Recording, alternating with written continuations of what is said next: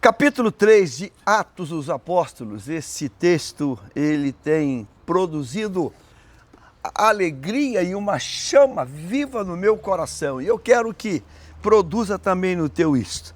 Capítulo 3 é o início, é os primeiros momentos, é os primeiros dias da igreja em Atos, a igreja do Pentecoste. Olha esse detalhe.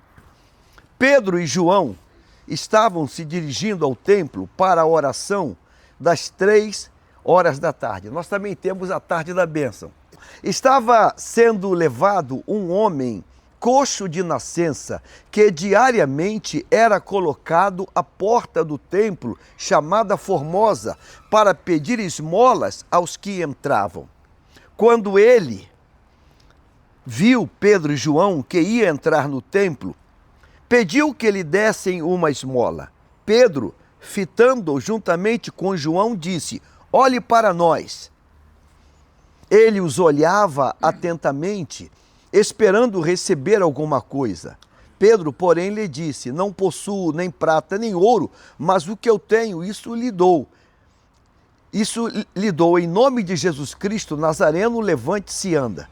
E pegando pela mão direita, pegando pela mão direita do homem, o ajudou a se levantar. Imediatamente seus pés e tornozelos se firmaram, e dando um salto, ficou em pé e começou a andar, e entrou com eles no templo, pulando e louvando a Deus. Todo o povo viu o homem andando e louvando a Deus, e reconheceram que ele era o mesmo que pedia esmola, assentado à porta formosa do templo, e ficaram muito admirados e espantados com o que lhe tinha acontecido. Esse é o milagre, essa é a maravilha do capítulo 3. Mas eu quero olhar esse texto contigo, quero convidá-lo para a gente ter um olhar num prisma especial. Aqui tem um homem paralítico que tem mais de 40 anos. Aqui tem 2 servos de Deus, vou chamá-los de 2 pregadores, 2 profetas.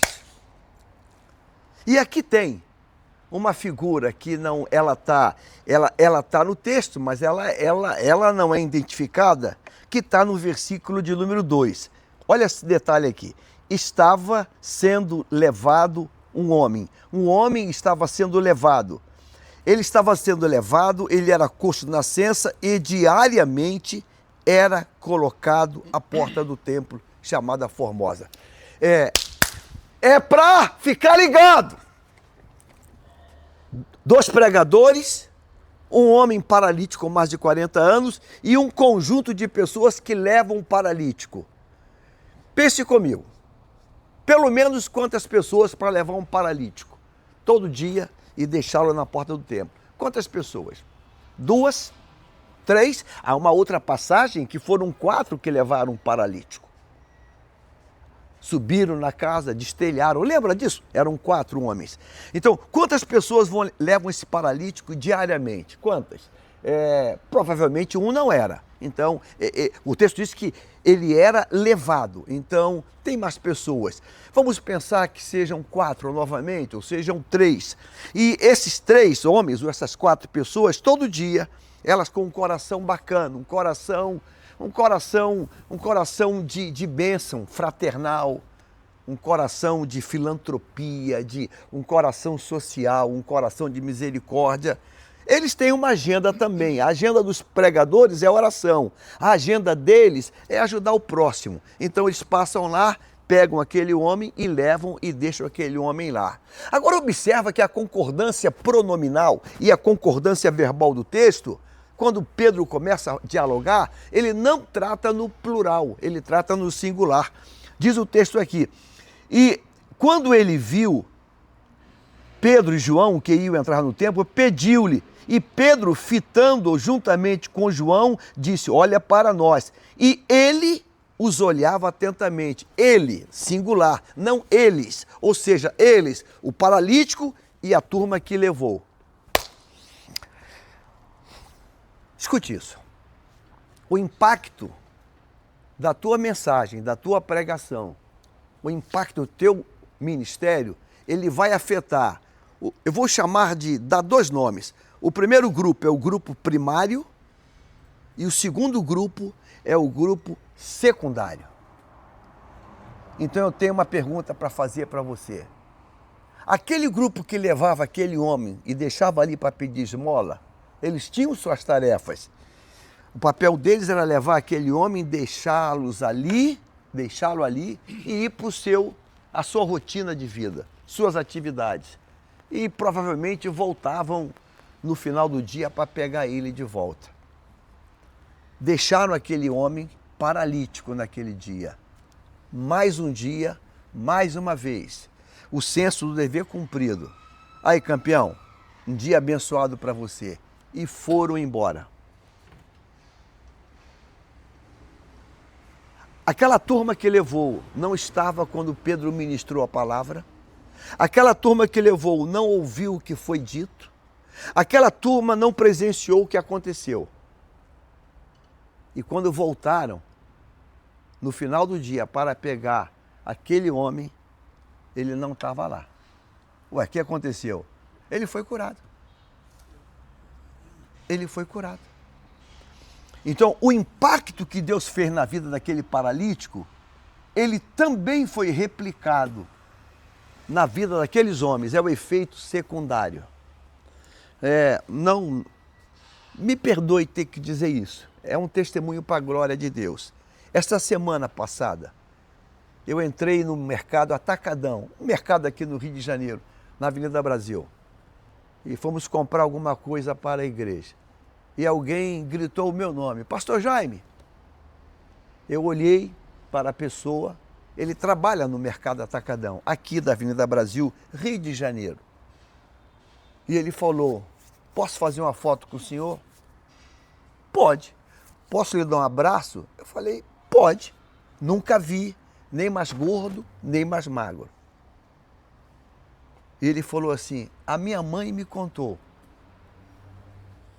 A minha mãe me contou. Ela estava grávida. E o senhor a encontrou no Complexo do Alemão. Tem muitos anos que eu dirigi a Alvorada. Tem muitos anos. Minha mãe me contou que no dia que o senhor a encontrou, ela ia se matar. Porque ela me tinha pequeno e estava grávida de novo. E ela decidiu morrer. Mas o senhor encontrou com ela, ministrou na vida dela e ela não se matou. E eu cresci e minha mãe me contou essa história. E eu sempre desejei lhe encontrar para dizer isso. Eu nunca vi aquele rapaz. Aquele rapaz hoje já é um adulto, já é um jovem adulto. E ele me contou que há muitos anos atrás, Deus liberou uma palavra e um laço de morte foi cortado. O efeito primário foi na mãe. O efeito secundário acontece agora. O efeito primário foi na mãe. O efeito secundário vai reproduzir. A Bíblia diz isso também para nós no livro de Ruth. Boaz diz para aquela moabita, eu ouvi o que você fez para sua sogra lá em Moabe. Eu ouvi o que você fez. Quando Ruth tratou bem Noemi lá em Moabe, ela jamais podia imaginar que anos depois, aquilo estaria sendo contado novamente. Estou falando para alguém aqui, não pare de fazer o bem, não pare de pregar. Você vai ter um efeito primário e com toda certeza, anos depois, aquilo vai ser contado e a glória de Deus vai ser manifesta. Aquela turma que ela levava e deixava ali e voltava de tarde para pegar. E quando voltou para pegar, ou se era outro que pegava, amanhã de manhã eu passo lá e te pego. E quando chegou lá, o que houve? Ah, foi ontem. Vocês deixaram e foram embora. Mas a glória de Deus desceu, a palavra chegou e o milagre aconteceu. Então, aquela turma que não presenciou vai saltar de alegria. Então, Deus nunca perde a viagem. Deus faz o milagre na hora e Deus vai ter o tempo depois que a glória vai ser manifesta. Então, não pare de ser boca de Deus. Não pare. Você não está lidando apenas com uma pessoa. Pedro e João não estão ministrando para aquele paralítico que está ali. Também está ministrando para todo mundo que está no entorno. Isso aconteceu em Gadara, quando Jesus disse para o gadareno: tu não vem comigo não, volte para a tua casa e conte lá na tua família, lá na tua casa, o que Deus fez por você. E o texto diz que ele voltou e contou na casa dele o que Deus havia feito. E a casa dele foi impactada. Deus tem isso para você. Deus tem a bênção presente, primária, e Deus tem a bênção secundária, terciária, quaternária, e Deus tem, a bênção vai continuando. Aliás, para terminar, nós somos a bênção de Daniel Berg e Gunnar Wingre. 1911, nós somos hoje a bênção do que aconteceu lá atrás. Eu hoje sou bênção de uma professora da EBD que me deu aula, que me ensinou a palavra de Deus. Irmã Germária, deve estar com bastante idade, me deu aula na escola dominical. Nós somos a bênção. Então, você continue sendo o canal de Deus, porque você está falando com o Pai, mas amanhã o filho vai saber, o neto, o bisneto, e a glória de Deus vai ser grande. Amém? Deus abençoe. Coloque-se em pé, vamos agradecer a Deus por isso. Continue sendo canal, sendo o braço de Deus. Continue liberando a palavra, continue. O paralítico vai dizer, foi naquele dia, 2 crentes, mas aqueles que levaram não estavam presentes, mas viu, testemunhou, constatou e vai dizer, eu também quero esse Deus. Eu também quero me entregar para esse Deus. Pai, eu quero te louvar, eu quero bendizer o teu nome mais uma vez. Porque tu é um Deus bom. A tua palavra é poderosa. A tua palavra é poderosa.